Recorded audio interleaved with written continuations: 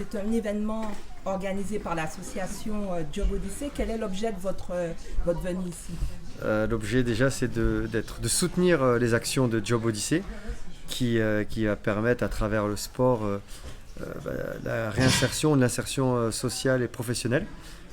Que ce soit pour les filles, pour les garçons, il y en a pour tout le monde et surtout aider les entreprises. Bon là c'est vrai qu'il y a souvent des gros groupes, RATP, SNCF par exemple, mais en tout cas ça leur permet à travers le sport de rencontrer des candidats et de faire leur recrutement de manière un petit peu originale, un peu plus, on va dire un peu plus sympa que de lire un CV et puis de créer de l'humain et de la rencontre. Donc moi, ma présence, ça va être d'appuyer ces actions et puis partager aussi des activités avec eux, comme tout à l'heure, participer un petit peu à faire du rugby, même si c'est du rugby à toucher, parce que mon sport de prédilection était le rugby, et puis c'est échanger un petit peu avec tous les acteurs de cette journée.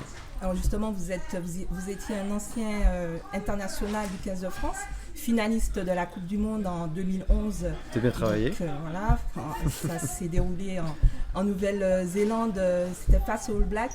Là, ce soir, c'est la rencontre, la troisième rencontre du 15 de France face à la Namibie ce soir.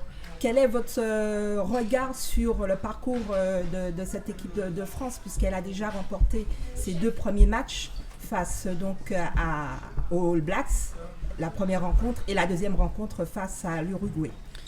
C'est une équipe qui est un petit peu obligée de passer par ces matchs-là en ce moment, puisque c'est les phases de poule, donc ils sont obligés de les jouer, même si on sait que les Français sont largement supérieurs. Donc c'est un peu une répétition générale et on pourra rentrer dans le vif du sujet à partir des quarts de finale où là ce serait un match à élimination directe, donc quart, demi-finale, 3 matchs pour après être champion. Donc c'est une équipe très compétitive qui mentalement est prête au haut niveau, qui est prête à être champion et que ça fait à peu près 3 ans et demi qu'ils se préparent pour cet événement. Donc qui plus est devant le public français.